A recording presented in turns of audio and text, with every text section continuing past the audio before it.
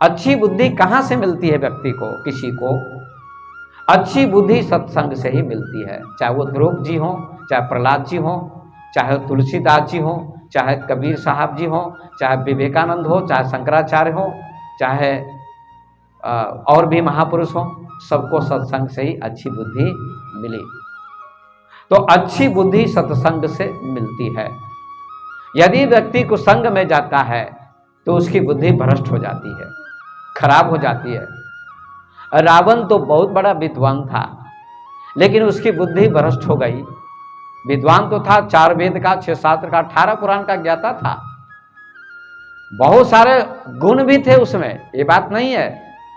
लेकिन एक ही बड़ा अवगुण हो गया कि जब उसकी बुद्धि भ्रष्ट हुई तो उसने मां जानकी का हरण किया। हरण किया तो परिणाम क्या मिला? उसका नाश हो गया। राम रावण में युद्ध हुआ और रावण का सर्वनाश हो गया।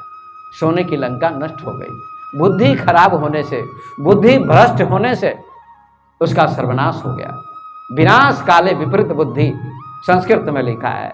जब विनाश का समय आता है तो बुद्धि विपरीत हो जाती है, उल्टी हो जाती है, किसी की बात को नहीं मानता।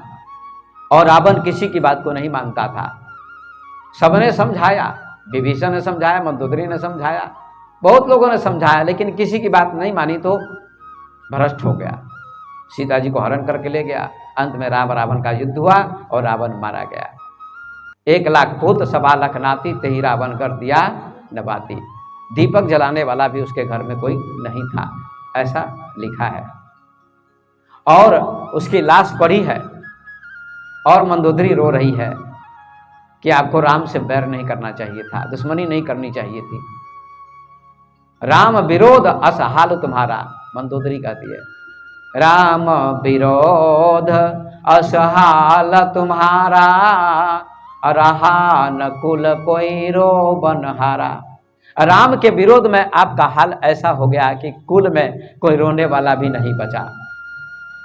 बहुत सुंदर बात कहती है मंदोदरी। गोस्वामी जी लिखते हैं, संवाद है यहाँ। देखिए, बुद्धि भ्रष्ट हो गई तो सर्वनाश उसका हो गया। इसलिए बुद्धि अच्छी होनी चाहिए, सद्बुद्धि होनी चाहिए। जहां सुमति तहां संपत्ति नाना, जहां कुमति तहां विपत्ति निदाना।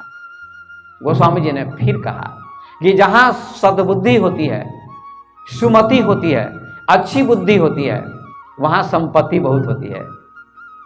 क्यों? जहां सद्बुद्धि होगी वहां विवाद नहीं होगा, भाई भाई में, पिता पुत्र में, पति पत्नी में, सास बहू में, देवरानी जेठानी में, पड़ोसी पड़ोसी में कभी झगड़ा नहीं होगा, विवाद नहीं होगा। तो गरीबी भी है, कम संपत्ति है, फिर भी सुख मिलेगा, शांति मिलेगी। अगर धनी है व्यक्ति, संपत्ति बहुत है, सारी सुविधा है, फिर भी बुद्धि भ्रष्ट है तो सुख नहीं मिलेगा, वहां विपत्ति होती है। इसलिए क्या कहते हैं, जहां सुमति तहां संपत्ति नाना, बहुत संपत्ति होती है। और जहां कुमति तहां विपत्ति निदान, जहां कुबुद्धि होगी वहां विपत्ति बहुत होगी।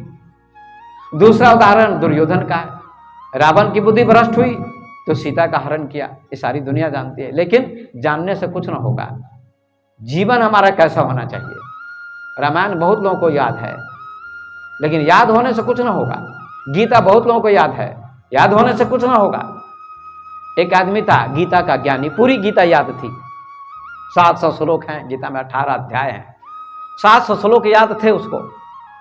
था गृहस्थ, बाल बच्चे वाला, पूरी गीता याद थी, रोज गीता का पाठ करता था और श्लोक याद थे। पंडित था, ब्राह्मण था, विद्वान था। संयोग से घटना घटी, उस पंडित के पड़ोस में एक व्यक्ति था गरीब, उसकी पत्नी मर गई। जब उसकी पत्नी मर गई, देहांत हो गया, तो व्यक्ति रोने लगा, बहुत रोने लगा। अब मेरी सेवा कौन करेगा, मेरी जीवन साथी चली गई, जीवन संगनी चली गई, अब कैसे होगा, बड़ी परेशानी होगी, भोजन कौन देगा, सेवा कौन करेगी, क्या होगा ना होगा, बड़ी चिंता होने लगी, रोने पीटने लगा, शोक होने लगा। तो जो गीता के ज्ञानी थे पड़ोस में, उन्होंने देखा और वहां जाकर समझाया, भाई आप क्यों रोते हैं, नैनम छिन्दन्ति शस्त्राणि नैनम दहति पावक न चैनम क्लदयन्ति आपो न शोषयति मारुता। आत्मा को आग नहीं जलाती है, हवा नहीं सुखाती है, आग नहीं पानी नहीं गीला करता है, तलवार नहीं काट सकती है, ऐसी आत्मा है। आत्मा तो अजर अमर है। आप क्यों रोते हैं? शरीर आता है और जाता है, शरीर का जन्म होता है, शरीर की मृत्यु होती है, आत्मा की न मृत्यु होती है, आत्मा का न जन्म होता है। बासांश जीर्णानि यथा विहाय नवानि गृह्णाति नरोपराणि तथा शरीराणि विहाय जीर्णा अन्यानि संयाति नवानि देहि न जायते मृते वा कदाचि नायम भूत्वा भविता वा न भूया अजो नित्य शास्त्रो अयम पुराणो न हन्यते हन्य माने शरीरे।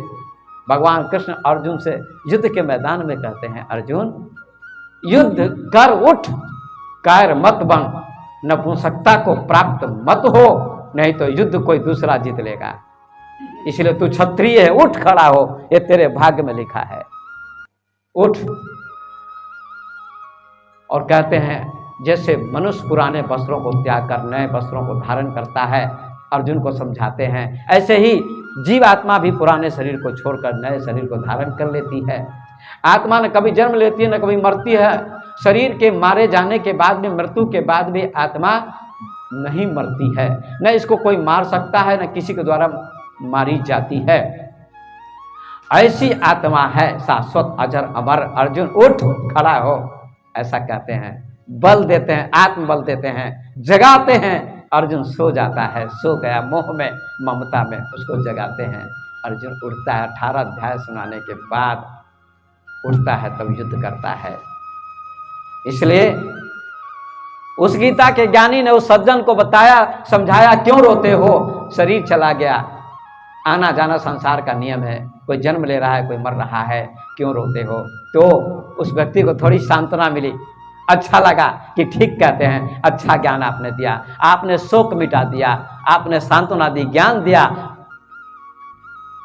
चुप हो गया। 6 महीने के बाद उस गीता के ज्ञानी की पत्नी का भी देहांत हो गया। जब उसकी पत्नी का देहांत हो गया तो वो भी रोने लगा, वो विद्वान भी। कैसा विद्वान था जो रोने लगा? वो पड़ोसी जो था 6 महीने पहले जिसको समझाया था इस पंडित जी ने, विद्वान ने, वो आया इनके पास, कहा पंडित जी आप तो बड़े विद्वान हैं, आप हमको समझा रहे थे मेरी पत्नी जब मर गई कि क्यों रोते हो, आत्मा अजर अमर अविनाशी है, शरीर आता जाता है, शरीर की मृत्यु होती है, शरीर का जन्म होता है, शरीर तो वस्त्र की तरह है, आप क्यों रो रहे हैं पंडित जी? तो पंडित जी ने कहा पर उपदेश कुशल बहु तेरे अजय आचरहि ते नर न गनेरे। ये ज्ञान तुम्हारे लिए था भैया, मेरे लिए नहीं।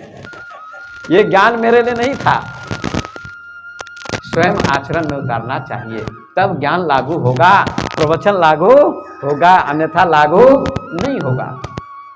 ऐसे एक पंडित जी थे, पंडित जी विद्वान थे, जारवेद शास्त्र के ज्ञाता, वेदांत के ज्ञाता, शास्त्र के ज्ञाता। जा रहे थे, यात्रा कर रहे थे कि नदी आई, नाविक खड़ा था, नाविक को कहा भैया मुझे पार कर दो। कहा बैठिए, पार कर दूंगा, मेरा काम तो यही है। बैठ गए पंडित जी, और भी 2-4 लोग बैठ गए, 10 लोग। नाव चलाने लगा नाविक, बीच नदी में नाव जाती है। तो पंडित जी ने पूछा, विद्वान ने पूछा कि भाई नाविक तुम पढ़े लिखे हो? कहा जी नहीं, पढ़ा लिखा नहीं हूँ। तो तुम्हारी 25% जिंदगी बेकार गई। कहा ठीक है, कोई बात नहीं। आगे नाव जाती है, फिर कहा भूगोल इतिहास जानते हो? कहा जी कुछ नहीं जानता हूँ। तो कहा 50% जिंदगी तुम्हारी बेकार गई। फिर नाव आगे बढ़ी, कहा तुम गणित जानते हो? भाई लोग पैसे देते होंगे तो तुम जोड़ते हो कैसे? कहा वैसे ही थोड़ा हिसाब लगा लेते हैं, इतना तो जानते ही है, लेकिन पढ़े लिखे नहीं है। तो कहा तुम्हारी 75% जिंदगी बेकार गई। अंत में नाव आगे बढ़ती है, आषाढ़ का महीना था, पानी बढ़ता गया, पानी बढ़ता गया, नदी में पानी आ गया और नाव हिलने डुलने लगी, डगमगाने लगी। नाविक ने कहा, मल्लाह ने कहा पंडित जी तैरना जानते हैं? कहा तैरना तो नहीं जानता हूं।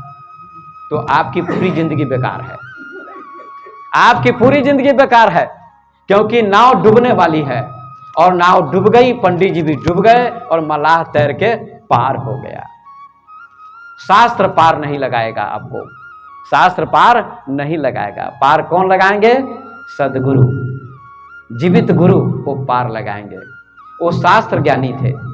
गधे की पीठ पर चंदन का बोझ लाद दिया जाता है, गधा नहीं जानता कि मेरी पीठ पर चंदन का बोझ लदा है, वो ढोता रहता है। शास्त्र बहुत लोग याद कर लेते हैं, इससे कुछ होने जाने वाला नहीं है। शास्त्र को याद करिए, पढ़िए लेकिन जीवन में भी उतारिए। वैसा जीवन आपका होना चाहिए, तो आपका प्रभाव समाज पर पड़ेगा।